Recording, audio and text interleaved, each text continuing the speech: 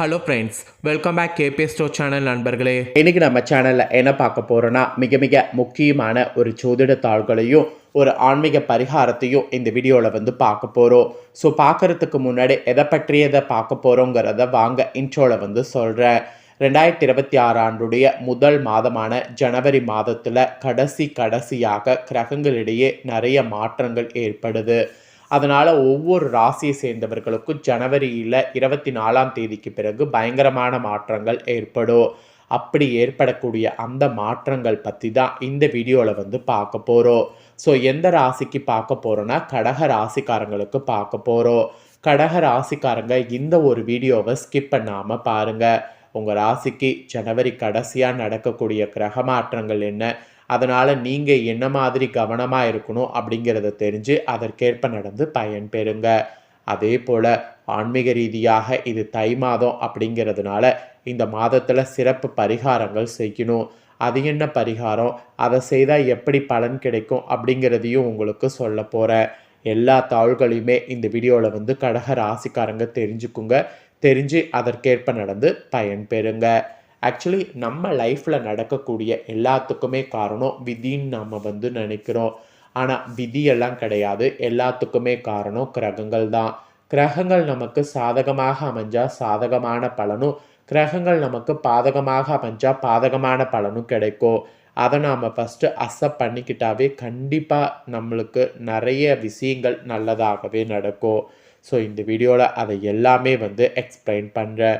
So எல்லா தாள்களையுமே தெளிவாக இந்த வீடியோவில் தெரிஞ்சுக்குங்க. ஸோ தெரிஞ்சு அதற்கேற்ப நடந்து பயன்பெறுங்க.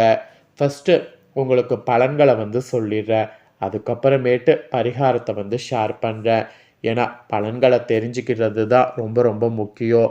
அதுக்கப்புறம் பரிகாரம் தெரிஞ்சு கொள்ளலாம். ஸோ ஃபஸ்ட்டு உங்களுக்கு கிரகநிலைகளை ஆராய்ந்து பார்க்கும் பொழுது எப்படியெல்லாம் அமைஞ்சிருக்கு அப்படிங்கிறத உங்களுக்கு ஷேர் பண்ணுறேன். முதல்ல அதெல்லாம் இந்த வீடியோவில் கடக ராசிக்காரங்க தெரிஞ்சுக்குங்க.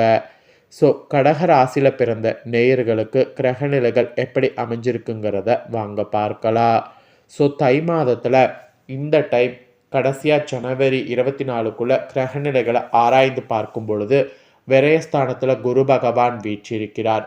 அஷ்டமத்தில் சனியும் ராகுவும் பலம் பெற்றிருக்கிறார்கள். சப்தமஸ்தானத்தில் கூட்டு கிரக யோகம் இருக்குது. எனவே விரயங்கள் இந்த டைம் அதிகரிக்கும். அது மட்டும் இல்லாமல் வீடு மாற்றம், இடமாற்றம், உத்தியோக மாற்றம் உருவாகுவதற்கான அறிகுறி தென்படுது. மெயினாக வீண் விரயங்களில் இருந்து விடுபட சுப விரயங்களை செய்வது நல்லது. இல்லத்தில் உள்ளவர்களுடைய தேவைகளை பூர்த்தி செய்வது, வீட்டுக்கு தேவையான விலை உயர்ந்த பொருட்களை வாங்குவது, வாச தேடி வரன்களை பரிசீலனை செய்வது, இந்த மாதிரி நிறைய விஷயங்களில் இனி கவனம் செலுத்த வேண்டும் என்பது எச்சரிக்கையாக சொல்லப்பட்டிருக்கு. மெயினாக இந்த டைம் சனீஸ்வரர் வழிபாடு நீங்கள் செய்கிறதுனால தடைகள் அகலும். அதனால் சனீஸ்வரர் வழிபாட்டை செய்திடுங்க. ஸோ இதுதான் உங்களுக்கு மெயினாக குறிப்பிடப்பட்டிருக்கு.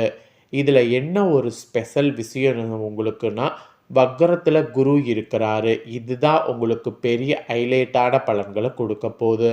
மிதுன ராசியில் சஞ்சரிக்கக்கூடிய குரு இந்த மாதம் கடைசியாக வகர இயக்கத்தில் இருக்கிறார்.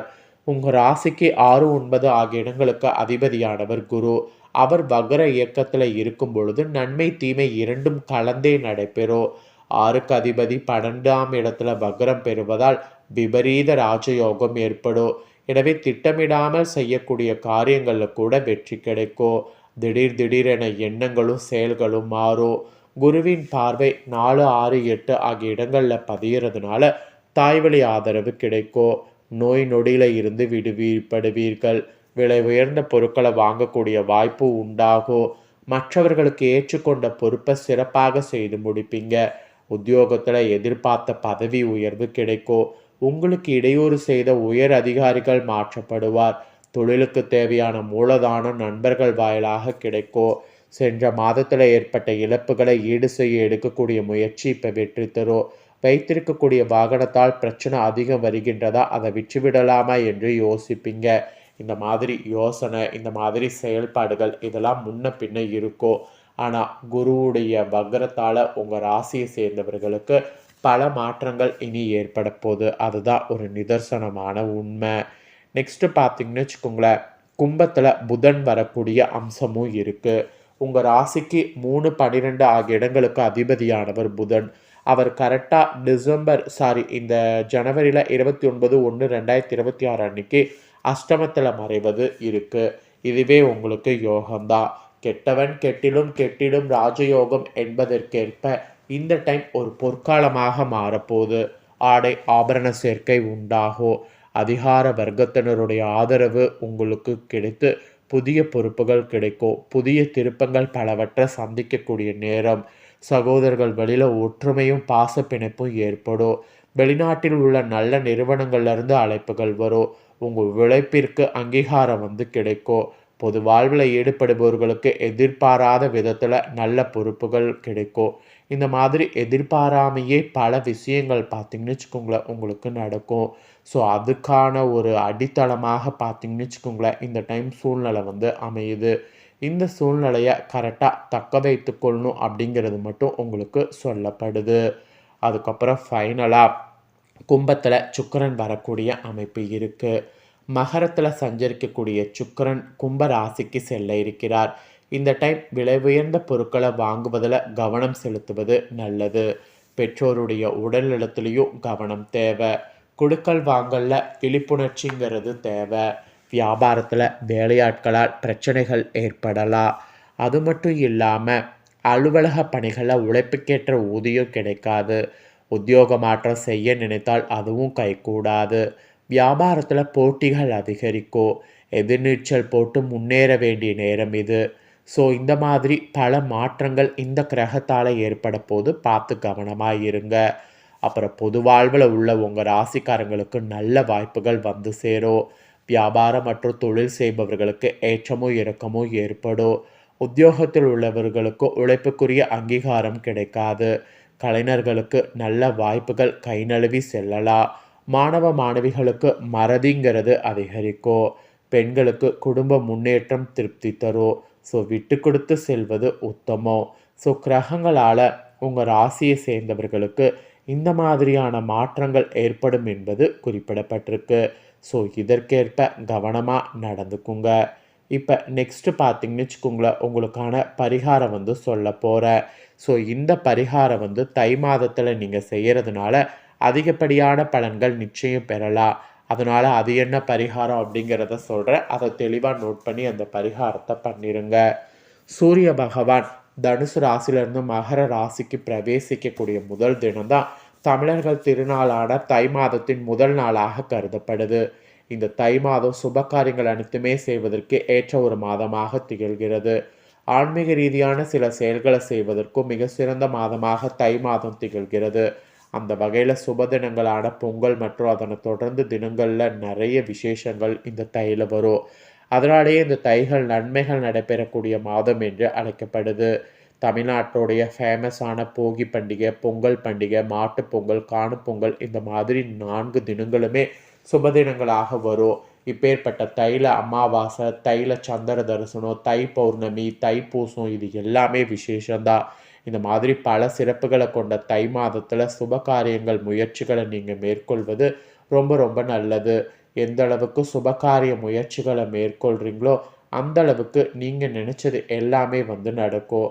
அதனால் சுபகாரியங்கள் எந்த இது வேணாலும் நீங்கள் முயற்சி பண்ணலாம். இதுதான் முயற்சி பண்ணும், அதுதான் முயற்சி பண்ணும் அப்படிங்கிறது கிடையாது. உங்களுக்கு என்னென்னலாம் தேவைப்படுதோ அந்த மாதிரி நிறைய சுப விஷயங்களை எல்லாமே மேற்கொள்ளலாம். மெயினாக இந்த தைல செய்ய வேண்டியது காலையில் சூரிய நமஸ்காரம் செய்து ஒரு 5 நிமிடம் சூரிய ஒளியில் இருக்கிறது தான். அந்த பாசிட்டிவ் எனர்ஜி உங்களுக்குள்ளே பயங்கரமாக வேலை செய்யும். அதனால் அந்த பாசிட்டிவ் எனர்ஜிக்காகவே கண்டிப்பாக பார்த்தீங்கன்னு வச்சுக்கோங்களேன் தைல காலையில் சூரிய நமஸ்காரம் செய்து சூரியன்கிட்ட 5 நிமிஷம் இருங்க. அதுக்கப்புறம் இன்னொன்று பசுமாட்டுக்கு தானம் பண்ணும். பசுமாட்டுக்கு அகத்திக்கீரை, வாழைப்பழம், அது சாப்பிடக்கூடிய பச்சரிசி, அது சாப்பிடக்கூடிய தீவனம் இந்த மாதிரி உங்கள் சக்திக்கேற்ப என்ன முடியுமோ அதை தானம் பண்ணும். வாயிலா ஜீவனுக்கு தைல தானம் பண்ணுவது ரொம்ப ரொம்ப சிறப்பு. இந்த 2 விஷயத்தை பண்ணக்கூடிய உங்கள் ராசிக்கு பயங்கரமான மாற்றமானது கண்டிப்பாக ஏற்படும். அதனால் நம்பிக்கையோட தைல பார்த்தீங்கன்னு வச்சுக்கோங்களேன் இந்த விஷயங்களை செய்திடுங்க. ஸோ இந்த வீடியோவை இப்போ நீங்கள் பார்த்து முடிச்சுட்டு இது உடனே லைக் பண்ணி உங்கள் ஃப்ரெண்ட்ஸ் ஃபேமிலிக்கு ஷேர் பண்ணுங்கள். உங்கள் ஃப்ரெண்ட்ஸ் ஃபேமிலியில் இருக்கிறவங்களும் வீடியோ பார்க்கட்டும். அவங்களும் கடக ராசிக்காரங்களாக இருந்தாங்கன்னா இந்த தாள்களை தெரிஞ்சு இதற்கேற்ப நடந்து பலன் பெறட்டும். இதே போல் புதிய தாள்களை தெரிந்து கொள்ள மறக்காமல் நம்ம சேனலை சப்ஸ்கிரைப் பண்ணுங்கள், கூட பெல் பண்ண ப்ரெஸ் பண்ணுங்கள். அதை பண்ணிட்டீங்கன்னா இனி நான் போகிற மற்ற அப்டேட்டான எல்லா வீடியோஸும் உடனுக்குடனே தெரிந்து கொள்ளலாம். ஸோ மறக்காமல் பண்ணுங்கள். நெக்ஸ்ட் இதே போல் சுவாரஸ்யமாக வேறொரு வீடியோவில் உங்களை சந்திக்கிறேன். நன்றி, வணக்கம்.